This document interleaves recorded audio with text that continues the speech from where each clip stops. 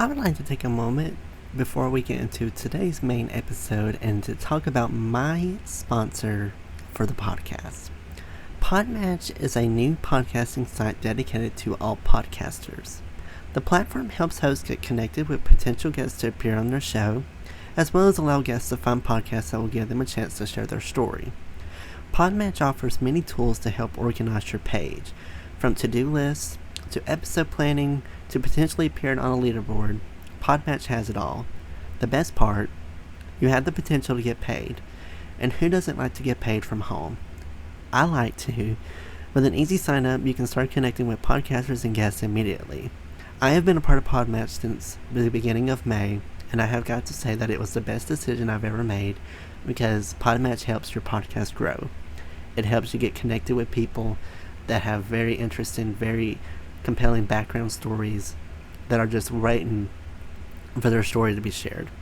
So if you are a host or guest and would like to start building professional relationships, explore more opportunities, and have your story shared, I highly suggest that you sign up with Podmatch today by going to joinpodmatch.com/lethal venom to start expanding your network in seconds. I would like to give another huge thank you to Podmatch for sponsoring this episode. Now on to our main episode, and again, you can sign up at joinpodmatch.com/lethal venom to begin your podcasting journey today. Hello, everyone. Welcome to the Lethal Venom Podcast. This is a show where I talk about anything I want with the honest to God truth, no lies told. And today I have our special guest with us, Mr. Jamie Naegele. He is an international best-selling author, actor, teacher of happiness, husband, and father of 4 children. He teaches people how to recreate who they are instead of buying into who the world taught them to be. After leaving his engineering job to pursue happiness, he ended up losing 90 pounds, discovered the joys of self-love, and wrote a book to document all he learned along his way. After stumbling into an acting class, Jamie found his passion for acting, where he would eventually meet his beautiful wife, Jonna. They have a blended family of 4 beautiful children and take on the challenges of life together as a unit to create as much happiness as possible within themselves and those around them. So I'd like to welcome Jamie Naegele to the show. Thank you so much for joining us, Jamie. Thanks for having me. Just FYI, it is I know it's hard to pronounce, but it's Naegele. Um it's super hard. It's spelled so weird, so I completely understand, but definitely Jamie Naegele. All right, well, if you could just tell me a little bit about yourself and a little bit more about your background. Yeah, so my bio said a lot of it. I'm an actor. I still hold the title of engineer. And I teach people how to be happy. So I went on this very long journey of self-discovery where I found myself doing everything that I felt like I should be doing and just, get a job, go to college, get a job, get a girlfriend, and follow that path. And I found myself to be pretty miserable doing that. And so I decided to just reset everything. And through that journey and through that process, I became a different version of myself. I was basically alone by myself for an entire year with nothing else to do but read books and, do personal development courses and things like that. And I completely changed my life. An entire year. Like I said in the bio, I lost 90 pounds.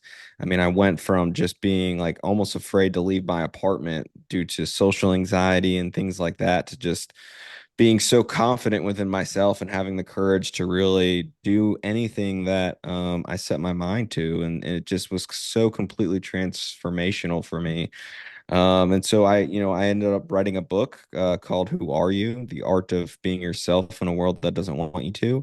And I've been teaching as many people as who will listen to me, how to be happy and how to transform their lives in a similar way. So I know there's like a generic term for happiness and have a definition. What is your definition of happiness? Yeah, that's a great question. Happiness is an internal emotion that for a lot of people, it's probably similar to the word joy, where you just feel so in love with life. It's being happy all the time as much as you possibly can, and remember to, do the things that are going to create that happiness for you. So for me, it's just literally being in love with life, and in being in love with yourself, and having the confidence to do what you want to do. How does someone create happiness in their life?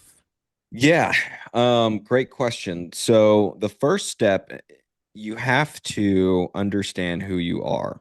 So right now, the version of you is probably not the version of you that you want to be. And that's simply because you have been told who to be, how to think, how to feel pretty much your entire life. I mean, as kids, we're set certain rules, we're set with certain boundaries, we're set with certain things we're allowed to do, we're not allowed to do. And that creates you as a person as you grow up. It creates your beliefs about yourself. And I think what changed in my journey was I realized like I have the ability to choose different things about me. I have the ability to choose whether I'm attractive. I have the ability to choose whether I'm intelligent. I have the ability to choose whether I'm enough. And so you have to first understand who you are today.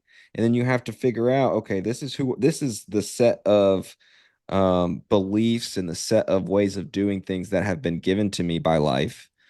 Am I going to just keep it? And if you do, your life will literally probably be the same as it is today for as long as you continue to run that belief system. Or am I going to change? Am I going to create different things about me that I actually want to believe about myself? And so that first step is find out who you are. Second is recreate who you are. And then third is what I call the happiness equation. So your level of happiness or your level of your love for life is directly related to three things. It's going to be your self-image, so how you view yourself. Um, do you have so much self-love and confidence within yourself that you can be happy pretty much anytime, no matter what's going on the exterior? That's your self-image. Um, your relationships, so the people you spend time with. So if you are around negative people and you are constantly having to create your self-worth in a environment that is constantly trying to drag you back down, that is very difficult. It's almost impossible if you haven't already developed that self-love and that self-confidence within yourself. So your relationships matter very much. The people you spend time with has to be positive and loving, and happy. Like if you're around people who are not happy, your level of happiness is probably going to be the same amount as the people you spend your time with. And that's a big deal. So, first step, creating happiness within yourself, love for yourself. And then at that point, you can have the courage and the confidence to kind of break away from the people that you may have spent your entire life with, but who continually criticize you for things that are not constructive. And there are people that you want to spend time with who will tell you the blunt, honest truth that you need to hear. You may not want to hear, but you need to hear, that's going to help you grow and change. And that is positive. It stings and it may feel negative, but you can use that into something greater. But some people will literally just try and destroy your self-image because they hate themselves. And so they feel this negative weight on their shoulders about how they live life, and they want to take everyone else and drag them down to their level so they can feel better about how they feel about themselves. And so those are the people who are super toxic that you need to stay away from. And recognizing what that looks like, because it is a fine line. It is a fine line between someone who has your best interest at heart and someone who is pretending to have your best interest at heart and actually just, manipulating you. It's very difficult. So understanding that in your relationships. And then the last bucket, once you've been able to create self-love and confidence within yourself, once you're able to surround yourself with honest, truthful people who have your best interest at heart, who are loving and happy, the last bucket to that is your wealth. So it's what you do for a living. If you don't love what you do, It's very hard to be happy doing something that you hate over and over again. It's very unfulfilling. And so it's finding what you love to do and then figuring out a way to make money doing it. And I do believe the more I've seen this, you can make money doing anything, like literally anything. There are kids on YouTube today making $20,000 a video pranking their moms. Like to the internet and the way we're set up today, you can literally make money doing anything that you want. You just have to first have the belief that you can do it. Because if you don't believe it, then you're never, if you start, if immediately you're saying, yeah, they got lucky, all these things, if that's what you believe, then you're never going to even try. I mean, it does take work. It does take, they probably put out hundreds of videos before they even made a single dollar. So you have to have the belief, which goes back to having confidence within yourself that you can make money doing anything that you want. You can make money doing what you love. And then once you figure out how to make money doing what you love, expanding your wealth so much and creating so much value and money within your life, the more money you make, the happier you're going to be. Um, Now a lot of people say, money doesn't buy happiness, and I do believe that. Like, if you were to get $1 million or win the lottery today, and you're not a happy person right now, it's only going to make it worse for you because whatever you're struggling with, whatever you're dealing with, money amplifies who you are, and it'll amplify problems that you have not worked on within yourself.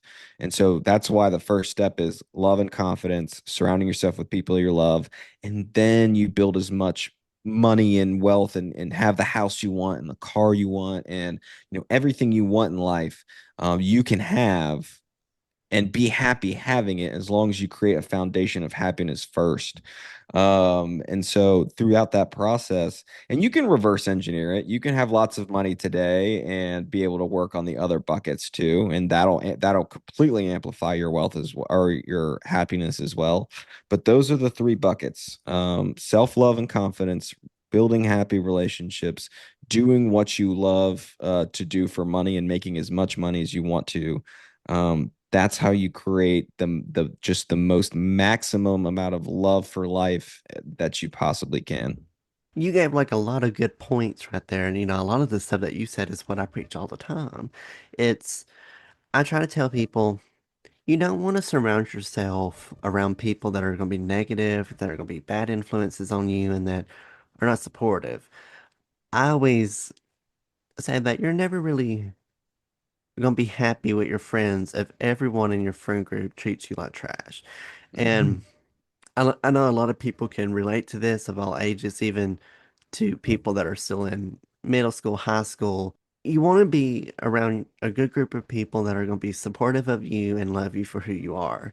If you're around a group that's negative all the time, that's talks down upon you and doesn't really accept you, I mean, you're not going to be happy with that. I mean, you might portray that, but deep down, everything that they'll say will is going to get you down, it's going to hurt your feelings, and it's going to make you feel not worthy. And I always like to teach self-love all the time. Yeah, I mean, have got to love yourself because if you don't love yourself, how are you supposed to let people treat you? So there's a lot of good points that you made there, and also for that if you really do want to have happiness, you have to work hard for it. So I guess the follow-up question would be, can happiness happen immediately, or does it take a long time for it to finally kick in? The answer to that question, I think, is both.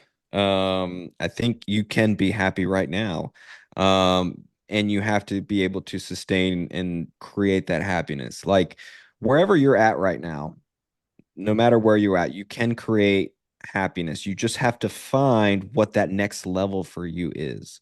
So if you're not confident or you don't have self-love, like your next step is to create confidence and self-love. That's going to create so much more happiness for you, right? And at that point, when you get to that level and you're so in love with yourself that you're happy, next you've got to start working on your relationships. Because if you don't, what you're going to find is you're only going to be happy by yourself. And we live in a world where that's just not possible. You've got to interact with people for money. You've got to interact with people for connection and things like that. So once you start to create that happiness within yourself, now you've got to figure out a way to interact with people in a way that whatever they do or say doesn't bother you, and you can have love and compassion for them.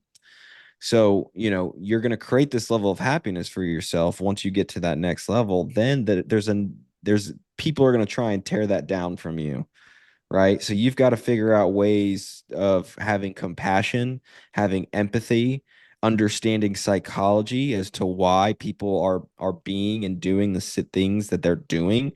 And once you have that, you recognize that it's not about you at all. Whatever their angers or feelings or emotions or whatever is causing them to be the way that they are, either to you or to other people, is a result of them. It has nothing to do with you. And that creates even more confidence and self-love, and it creates compassion and empathy. And, that's a whole nother level. Because otherwise, if you just stick at the level of like self-love and happiness, you're only going to be happy when you're alone. And, when you're around other people, you're going to be miserable because you only know how to be happy when you're by yourself. And so the next level, then, and then once you figure out, okay, I love myself. I love the people I'm around, but God, I hate my job. Like, I just cannot stand going to work and dealing with shit that I don't want to have to deal with and things like that. Um, you're gonna want to upgrade your wealth at that point. Like so you can, yes, you can experience happiness right now. You just got to figure out what you need to change in order to create that happiness. And then there's going to be a next level long term to just to be able to create more and more in happiness and help sustain that. So the answer is, the good news is both. You're going to reach one level and it's going to feel so good. And you're going to realize that that level is not sustainable. You're either going to have to go backwards or you're going to have to level up again. And that just creates more and more happiness.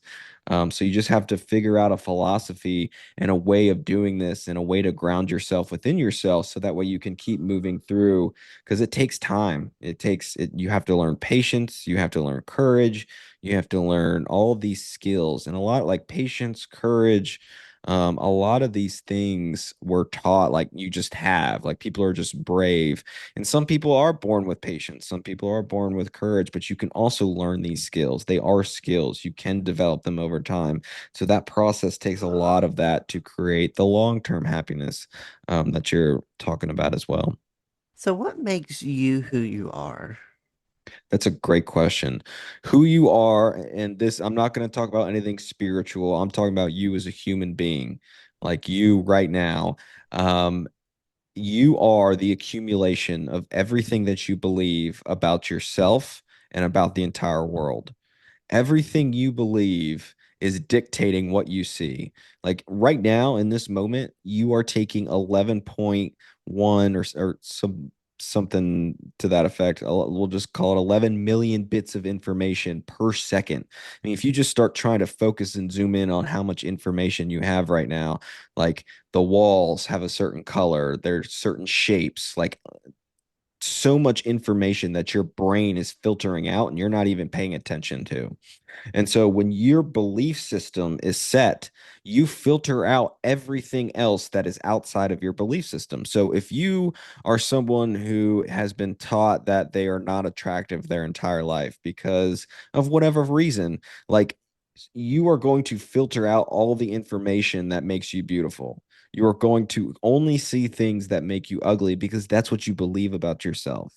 And you have been taught that you've been trained to program. Maybe, everyone is weird growing up in middle school and high school. And, we're different, we're growing, we're completely changing. And so, some of us are not going to be as attractive as other people during those times. And we're really bullied and made fun of. And, we're called stupid and ugly and all these things. And what happens is it's like you said, when you're around that negativity and you don't have the tools or the confidence or the self-love because no one's ever taught you how to even do that, you're going to start to buy into these things. And when you start to buy into these things, you start to believe these things about you. And then at that point, your brain starts to create that for yourself. So when I started to really believe that I was attractive, like that's when I started to lose all this weight. I started getting into the gym and I started eating better and I grew this beard, and I just started to walk and talk like someone who was attractive. I started to believe that I was intelligent and I created that belief for myself. And once I did that, I read so many books and I spent like $50,000 in credit card debt taking personal development courses. And I realized through this process, like you build intelligence, like you have the ability, and I hated reading. I absolutely hated it. I read like a page a day and and we're trained to hate reading because we're forced to read stuff we don't even like. And I realized like if you just find something that you love to read and just read it that is going to help you in some way, and you just read a page a day and just discipline yourself, that discipline creates confidence. It creates, I'm doing something daily. It's a self-love because you're doing something to put yourself better, and all that stuff. So yeah, I think like who you are as a person is the accumulation of your beliefs. And so recreating yourself is the process of recreating what you believe about yourself and about the world so that way you can see a beautiful version, a much more happier version of you and everything around you. So, and we kind of have touched upon loving yourself a little bit, but what does it mean to love yourself? Loving yourself is it's understanding that you have the power to create any belief you want about yourself. Um, and so in order to love yourself, you have to create loving beliefs about yourself. You have to create compassion for yourself. You have to forgive yourself for things that you may have done in the past that are weighing down and you feel guilty because all these negative emotions that you hold about yourself is preventing you from loving yourself. And so the process of loving yourself is the process of removing all the negative emotions and beliefs that you hold. And once you're able to do that and you can forgive yourself easily, you can have compassion for yourself because you understand psychology and you understand why you do the things that you do that are so automatic that you may not even realize why you're doing it. But once you figure that out, now you can heal and you can transform these beliefs. Um, and self-love is just being able to look in yourself in the mirror and saying, God, I love you. I feel that. It's like if you whoever think about who you love the most in this life, and if you can figure out, like feel that emotion, like that person should be you. Person should be looking in you in the mirror. And you should love yourself more than you love anyone, and not in a narcissistic way, because when you love yourself you have the ability to give love to others. When you're selfish and you're arrogant and you're narcissistic, you don't love yourself. In fact, you hate yourself so much, and you've built a layer on top of that hatred to mask that hatred, and you call it self-love. And instead, you're trying to get everyone else to love you, and that is toxic. And I think a lot of times, like people see that and they think that's what self-love is, and it's not. Like you cannot give what you do not have. So if you don't have love for yourself, you cannot give love to others. So the more love you create for yourself, the more love you actually end up creating for everyone else around you. Um, so self-love is the process of creating the beliefs that you want to believe about yourself. Like, do you want to believe you're attractive? Do you want to believe you're intelligent? Do you want to believe you're enough? And once you figure out, yeah, I would love to look in the mirror and be like, God, you are so attractive. Once you figure that out, and I start with those three. I think those three are very important because I think most people in this world have been taught that they're ugly, that they're stupid, and that they're not enough. And we've all been trained that way. And once you flip those three then you find the other beliefs that we've been tricked into believing that are negative about ourselves, and we reverse those too. I always would start with those three. Like, start to believe you're attractive, start to believe you're intelligent, and start to believe that you're enough. And I think that process is going to create a lot of self-love for yourself just in those three beliefs. What's the main takeaway that you want my listeners or just anyone in general to take from you? Like, what advice do you give to people that want to find happiness? Um, you have to have a North Star. I think you have to have a North Star, and that North Star is for me, and what I would recommend anyone listening, your North Star has to be love. Like, love and happiness and joy, they're all synonymous. Like, if you think about the what I just described, like self-image, relationships, wealth is loving yourself, loving who you're around, and loving what you do, and loving it as much as you want to do it. Like, think about that. Do you think you could ever not be happy with having those three things? So the North Star is love. And so anything that is that is not rooted in love is a distraction to you being happy in life. And a lot of times what that really means is you're going to have to choose between being happy and being right. Because a lot of times people hold on to the idea of being right and they want to be right about whatever it is. And they cling to that so much. And it's like being right is a dopamine hit. So it gives you dopamine in the brain and that feels good, but it's not happiness. It's not love. It's not joy. It's a toxic, insidious feel good because what it's doing is it's masking an insecurity. And so an insecurity is a feeling of not feeling secure and not feeling loved. And so when like it's giving yourself it's giving away your power and then trying to get it back. So what I mean by that is if you and I are in an argument and I'm getting upset because you're not agreeing with me, I just gave you my power because I'm basically saying that your opinion is more important than my opinion, and I need you to agree with me in order to feel better. And once I create an argument that now I feel right, I have simply given you your power, but then I took it back because now I feel right. And it's very it's an insidious feel good because it does feel good, and a lot of people feel so good about being right, but it's not the same feeling as happiness. Happiness is such a greater, more delicious sensation than being right. And so sometimes you have to choose, like, do I want to hold on to beliefs that are no longer serving me just so I can feel right? Or do I want to create beliefs that are more loving and positive so I can be happy? And sometimes in art, if you're in an argument with someone or someone's disagreeing with you, sometimes just like choosing to be happy over being right over them, you can allow other people to believe different things than you. They don't have to agree with you. And if you can settle with that and be happy within yourself and, know that, whatever you're thinking is right for you and whatever they're thinking is right for them, and they don't have to be on your same level of awareness or thinking, and that's okay. Like, just choose, you don't have to argue with them or drive your point home. You choose to be happy over being right.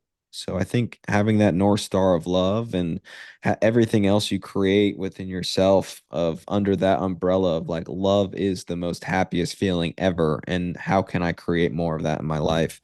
That's going to do a lot for you. Well, I hope a lot of my listeners take a lot of good key points from this, and I'll put my 2 cents in there as well. You have to find happiness to be able to live life. If you can't find happiness, then life will be very miserable for you.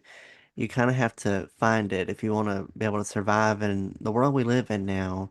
You have to be able to have happiness, and you want to surround yourself with people that are positive influences that are supportive of you and give out a good message as well. If you don't have any of those key factors in there, then my advice would be if you're around someone that doesn't portray anything that Jamie's mentioned, that I've mentioned, you need to cut them out. I know that they might be a good friend to you, but if they're not showcasing love to you, if they're not being happy towards you or anything, that's the point where you need to cut them off. Because if you keep them around, you're not going to be happy and it's going to just really get you down. So I highly suggest, and what I preach all the time, you want to be surrounded by people that are supportive of you and that are happy for you and that are going to be like good mentors for you. And once you have that group of people, you'll be very, very happy. But I wanted to thank Jamie for joining us today, telling me his story and giving some really good, helpful advice on happiness. And hopefully, my people listening will take some key factors from it. At this time, I'll let Jamie plug at his social media platforms and anything. So, in case you want to check him out more, um, you're more than welcome to. So, Jamie, where all can they find you? Yeah, so you can go to Instagram or TikTok or YouTube at happiness.school. So it's spelled like my hat, SKOOL, happiness.school. Or you can actually get a free copy of my book, Who Are You? At identity-mastery.com/who are you. And you do have to, since it's a printed book, I do ask that you just cover shipping and handling so I don't go completely bankrupt giving the book away. But I do offer that. You just cover shipping and handling. And other than that, yeah, I'd definitely love to connect. And for my podcast as well, you can find me on Instagram, TikTok, Lethal Venom Podcast. My Facebook's Noah's Podcast. Those are the main platforms I use to keep updates on the podcast about when new episodes are coming and some behind the scenes stuff. You can also listen to Lethal Venom wherever you get your podcasts from: Spotify, Apple Podcasts, Amazon Music, iHeartRadio, Pandora. I mean, it's technically everywhere. I'll have my links and I'll have all of Jamie's links as well in the description box below, so all of our links are in one location. Jamie, thank you so much for joining me today and sharing some advice. I hope people um learn something today, but just a huge thank you. Thank you so much for taking the time. Yeah, thank you for having me. It's been a lot of fun. And to my listeners, I hope you enjoyed listening and hope y'all have a great rest of your day. And I will talk to you guys and see you in the next episode of Lethal Venom.